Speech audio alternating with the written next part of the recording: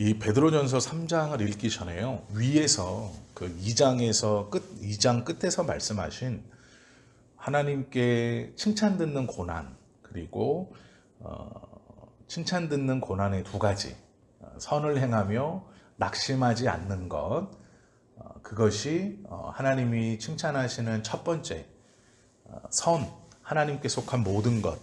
선이라는 것은 세상에서 말하는 정의가 아니고요, 옳고 그름 이런 말이 아니고요, 하나님께 속한 것, 이것이 선이고 하나님께 속하지 않은 것이 성경에서 악입니다. 그래서 우리가 생각하는 선을 행하며라고 할 때 착한 일을 행하며 이렇게 생각하시면 안 되고, 하나님이 기뻐하시는 고난에 있는 두 번째 모습이 선, 하나님께 속하여서 살아가는 모든 모양. 그곳에서는 세상에서 볼 때는 미움도 있고 시기도 있고 질투도 있고 아픔도 있다. 근데 그게 중요한 게 아니라 하나님께 속한 것, 하나님께 속해서 살아가는 모든 삶의 모양, 이것이 선인데, 이 하나님께 속하여 살아가는 모든 삶의 모양을 행하면서 당하는 고난, 그때에 이 선 행하기를 쉬지 않는 것, 이것이 하나님이 보시는 아름다운 고난의 두 번째고요. 첫 번째는 고난 당할 때, 삶을 살면서 고난을 당할 때 하나님을 생각하며 그 시간을 참아내는 것, 이것이 또 선이에요. 그러니까 이게 두 번째 것이 첫 번째 거에 이렇게 조금 더 크게 물려 있는 것인데, 이 두 가지를 하나님이 선으로 보시고 성경에서 여성들에게 특별히 권면하는 말씀들이 많이 있거든요. 그런데 이 본문을 따로 딱 떼서 읽으면 어떤 일이 벌어지냐면, 초대교회 여성들이 교회에서 문제가 돼서 특별히 여성들에게 하나님께서 가정을 만들어 놓고 질서를 세우셨을 때 남편, 아내, 이렇게 남편이 위에 있고 아내가 밑에 있고 이렇게 세우셨구나. 그리고 오늘 본문을 보아도 특별히 결혼한 여인들을 지칭하면서 이와 같이 남편들에게 순종하라.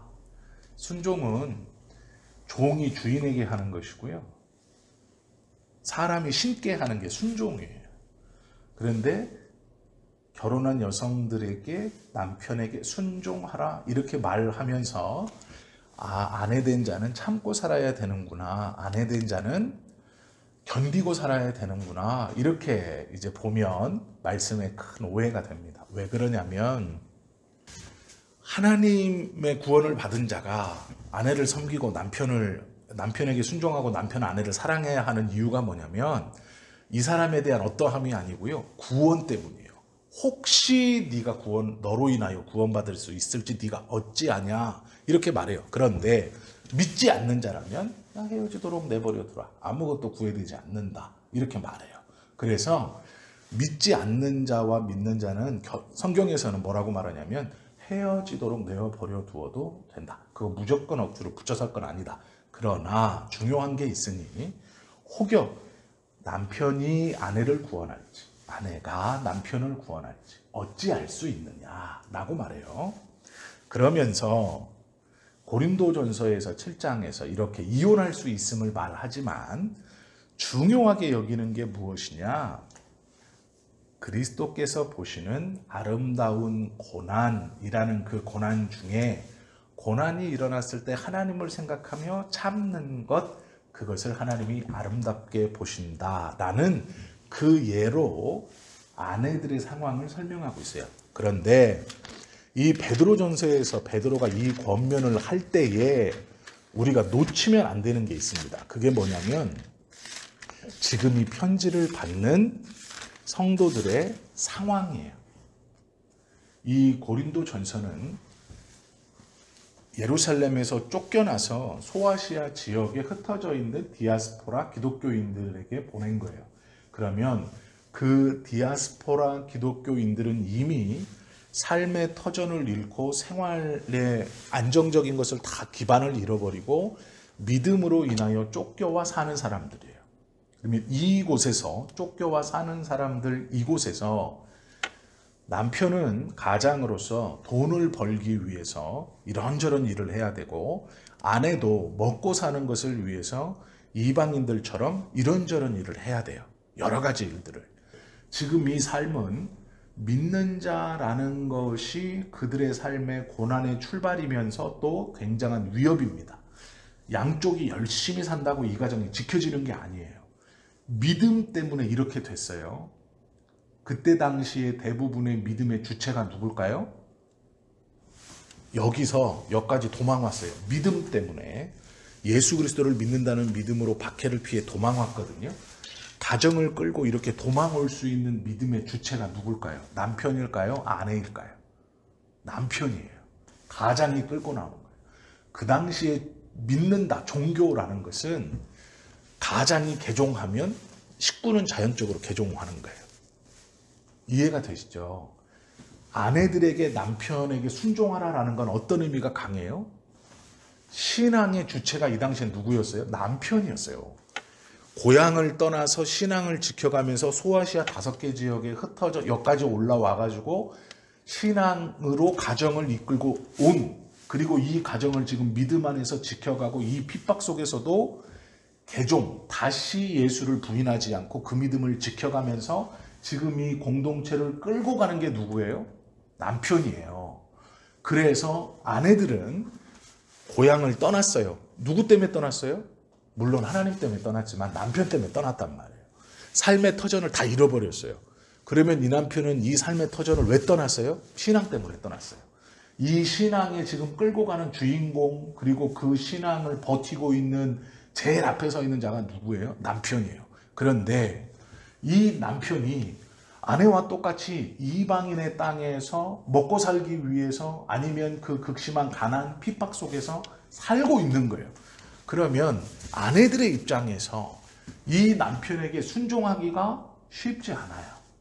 예수 그리스도를 물론 믿으면 좋지만, 내가 정말로 예수님을 뜨겁게 사랑하는 두 부부면 너무 좋겠죠. 그런데 이런 부부만 있는 게 아니잖아요. 그 당시에 가정이라는 것을 가정에 보면 대부분의 가정들은 남편이 그리스도에게 헌신되었고 이 남편이 주축이 되고 앞장서서 신앙으로 이 가정을 이끌어 여기까지 왔을 거예요. 그리고 이곳에서 지금 두려움 속에, 고난 속에, 그 핍박 속에 어떻게든 믿음을 지키고 아직도 버티고 있는 거예요. 베드로가 그들에게 편지를 쓰는 겁니다. 그 편지에서 특별히 딱 지칭해서 아내들아라고 쓰는 이유가 있어요. 이해가 되셨죠? 여성들아라고 안 쓰고 아내들아라고 쓰는 이유는 그 신앙의 앞에 있는 자가 남편이기 때문이에요.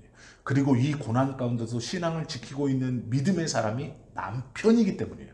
그래서 아내들에게 무조건 순종하라 이렇게 권면하고, 이 남편들에게 아내들을 사랑하라 이렇게 말하는 거예요.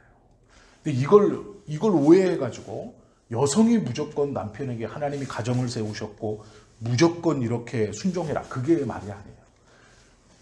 고린도전서에서도 보면, 우리가 읽었던 고린도전서 7장에도 보면 믿지 아니하는 자는 갈라지게 내버려두라 이렇게 말하거든요. 믿음이 중요한 거예요.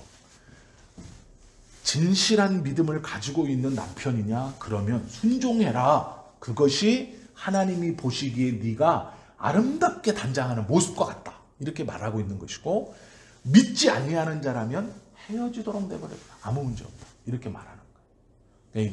이 본문을 오해하시면 안 돼요. 교회는 여성을 핍박한다, 절대 그렇지 않습니다. 비합리적으로 남녀를 차별한다, 전혀 그렇지 않아요. 복음은 그렇지 않습니다. 구원에 있어서도 하나님의 직제에 있어서도 하나님은 남자 여자를 차별하지 않아요.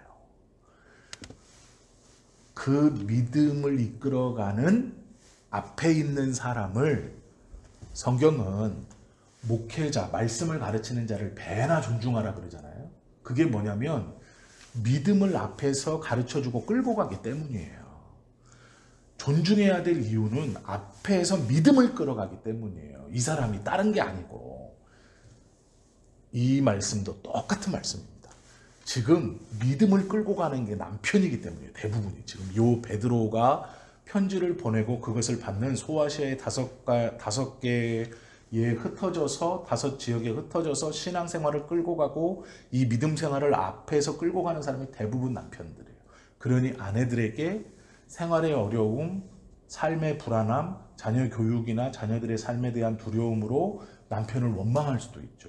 그리고 내 아버지가 있는 고향, 내 친척들이 있어서 남편을 따라 여기서 사는 것보다 예루살렘으로 아이와 돌아가면 조금 더 나은 삶, 조금 더 다른 삶을 살 수 있지 않을까라고 하는 많은 여인들에게 순종해라. 이것이 하나님이 너희를 아름답게 보시는 단장하는 것과 같은 것이다. 이렇게 말하고 있는 거예요. 이 말씀 오해하시면 안 됩니다. 성경은 남자, 여자, 성별에 따라서 차별하시지 않아요. 절대로 그런 의도로 쓰여진 것이 없어요. 하나님께서 중하게 여기시는 것은 내가 선택한 믿음이 있는 자냐, 그렇지 않은 자냐를 중요해요. 그래서 대놓고 전혀 그렇게 가르치지 않을 것 같지만 성경을 통해 믿지 않는 자와 이혼하는 거 그냥 내버려 둬도 된다. 아무런 꺼리낌 갖지 마라. 이렇게 말할 정도예요. 냉정하게 끊어버려라고 말할 정도예요. 자, 우리가 이 본문을 가지고 성경에서 말씀하시는 다른 권면들도 마찬가지입니다. 일방적으로 한 편에게 강요하시는 말씀은 없어요. 그 강요는 하나님께서 당신을 따르는 믿음이 전제되었을 때예요.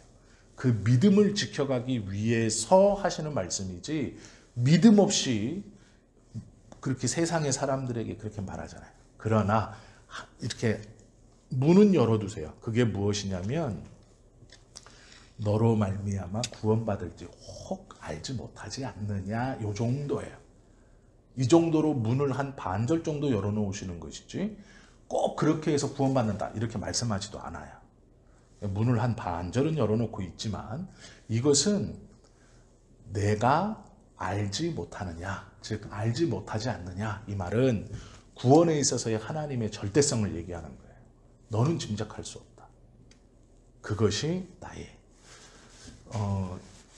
이게 왜 이러냐면요.